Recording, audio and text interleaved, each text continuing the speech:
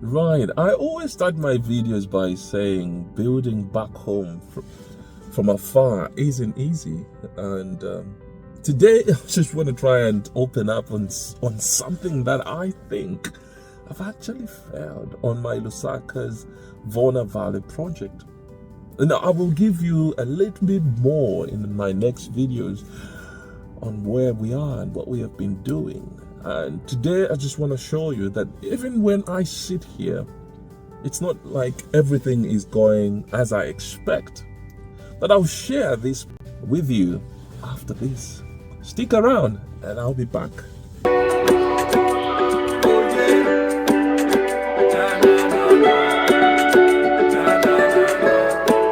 Last time I sang, and I thought, why not jump onto this idea? Now listen to this and let's just wait.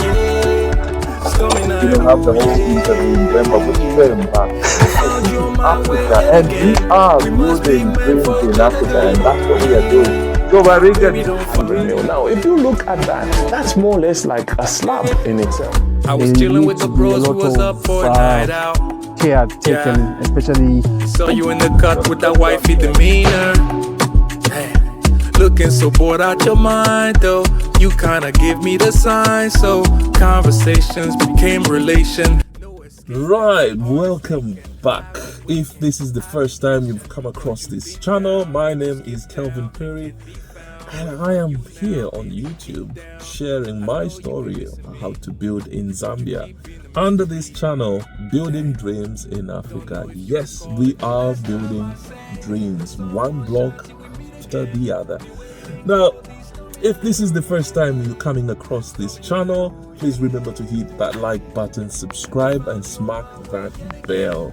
I definitely do appreciate everyone that is supporting us. Please remember to support our book, Building Dreams Across Continents. Put it here.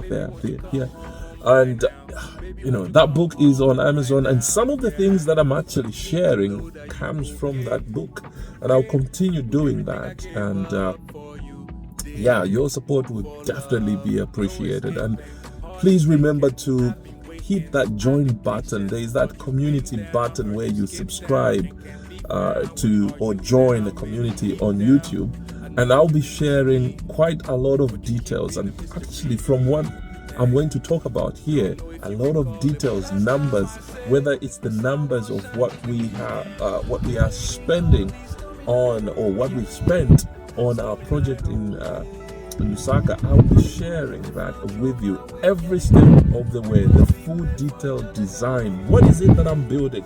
I'll be sharing that. So please remember to click that join button of that community, and you will get, as you know, so much information, so much stuff that I am sharing here. Right, let's talk about what the issue here is. Now, if you remember, I wanted to actually do a video when I was in Zambia in August. I wanted to do a video about I was down on site, and I'm sure you've seen a video where I've put the gates, and we were building the gatehouse, storeroom, and the toilet at the far end. Now, we've done that, and I haven't shared that, so I will be sharing that in that community group when you click the join button, because I'll be showing you all these things so that you understand the numbers, because you want to know how much have we done this, all that I'll be sharing. So when I was down there in Zambia, we were buying blocks. Now just go back to the beginning of this year. We were buying blocks when we did the wall fence that I talked about, that took about 2 weeks to do. We were buying blocks at 6 kwacha 15 way.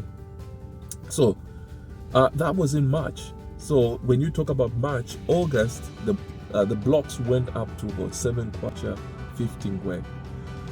At the end of August, the blocks went up from 7 kwacha 15 way just in August and September to about 10 kwacha 15 way, and went in some areas in Lusaka up to about 12 kwacha. Quarry dust, because we needed quarry dust to do concrete. We were doing foundations. Quarry dust went up from 4,500 kwacha to 7,000 kwacha. So these are the materials that I've been talking about. Some of these going up as much as between 35 and 40%.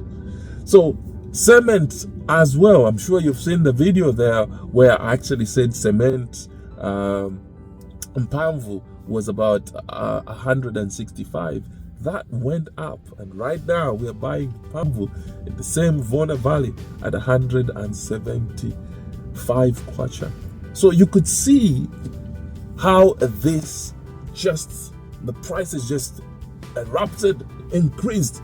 And somebody might say in the diaspora, no, but the exchange rate, but the kwacha, fun enough, has just been, well, the movement hasn't been so bad. It's been around 34 kwacha to a pound, 34 kwacha, 35, 30. So the movement haven't been that drastic compared to what the prices of materials did, and all this was being attributed to, they were saying, no, load shedding is causing the prices to go up and all that.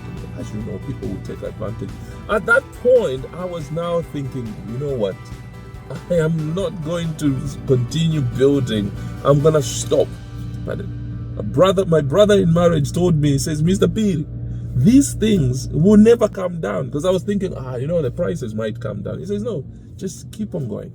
So what I decided to do was to do numbers and say, you know what, I'm not going to buy the blocks. Quarry dash, there's nothing I can do about it. Cement, there's nothing I can do about it. But blocks, I can make my own blocks. Now, in my past life, when I was in Zambia working for a company called Delkins, I was actually in charge of the block yard in my early life, my early stages of my career. I think I was around 23, 24 years old. And what I used to do was actually work out what the best cost of blocks were. So there was productivity, this and that. So I thought, you know what, I've made blocks before, so why can't I make blocks this time around? And I worked out, I was targeting 30% price saving making blocks. And then we started making blocks. I made 2 modes, hand modes, if you copper, and we started making the blocks. And what we said at the beginning was, I want to achieve about 6 kwacha, 8 ingwe. So if I work it out, that would be about 30%, 30, 35%, 40%, somewhere there. And I was like, this is what I'm going to do. So I did put in place various systems in place. Obviously the camera, which is like a game changer for me, because I've got the camera right on site and I can see what's going on. I can talk to the guys. I've got a log of how much pocket of cement they're doing. I can go and check, and we put in so many checks and balances to make sure that this thing worked. And in addition to that, we were doing every 2 weeks or every week, we will do tests of the strength of the blocks. Now, I will not give so much details here. Like I said, I will share more details in my course. I've actually put together a step-by-step guide on how to make blocks based on the information and my past experience as a quantity surveyor putting up these things. And I'm going to try and debunk the myth that the blocks that you make are not good enough to build your house. You can do that. So I will be sharing those things in there. So my target was to make 30%.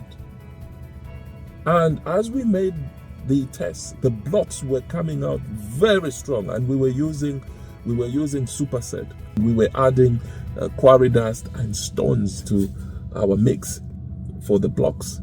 And the blocks were coming out, the tests that we carried out were coming up at the far end very, very strong. And I think the next test, when I get on site, I will try and put a nail into the blocks. They're just very strong at 7 days, because you have to test your blocks 7 days, 14 and 28 if you can. Or 7 days and 28 days if you can, but mostly 7 days, quite critical for us. 7 days, we had to make sure that we test that. And when the results came out, I did not react to change the mix. So I ended up continuing with the same mix that was giving us very, very strong blocks. At the moment, we've actually made about 20,000 blocks, and we've built the structures up to second phase. We have enough blocks to finish whatever we are doing, which I'll be sharing. If you click that button to join the group, I will give you all this information. Right, so we've made 20,000 blocks. Now these blocks is a combination of a block making machine. We had a block making machine on site, so we were using the slabs that we had made as a platform for us to build to make the blocks. But I did not change the mix after the results came.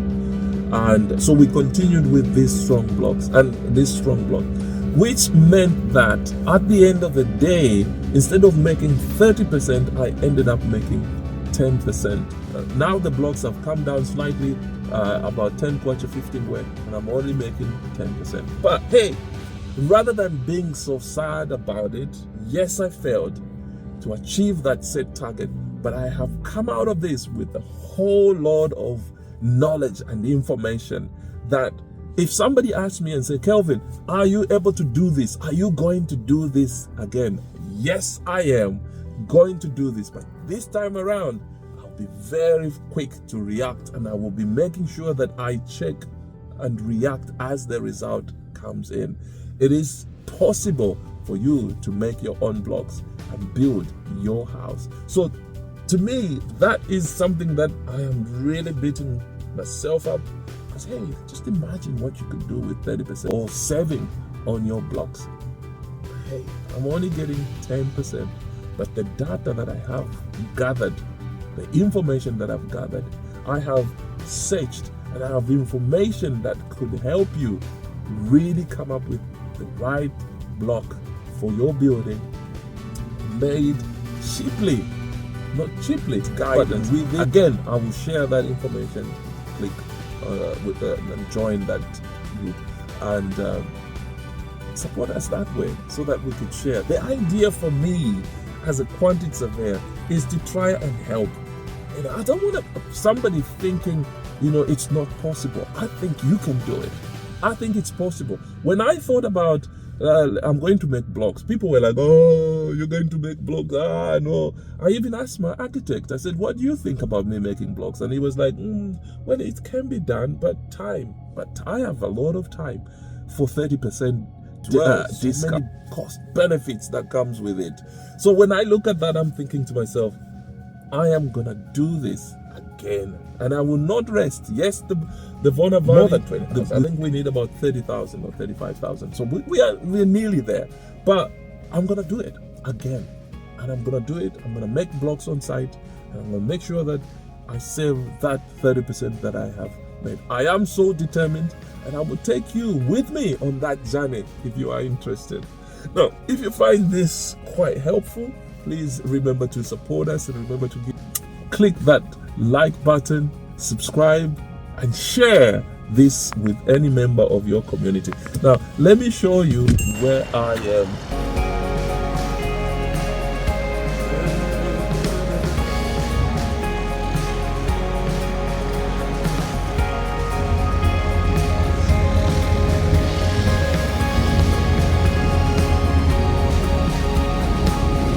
Nice little plant. See that one? See you? Another one taking off there. I love it here. It's so quiet and peaceful. So when I have got issues or that I need to think them through, I come and sit here. Yeah. So if you find my video today interesting and uplifting, please remember to subscribe and smack that bell. God bless you, and I see you in the next video.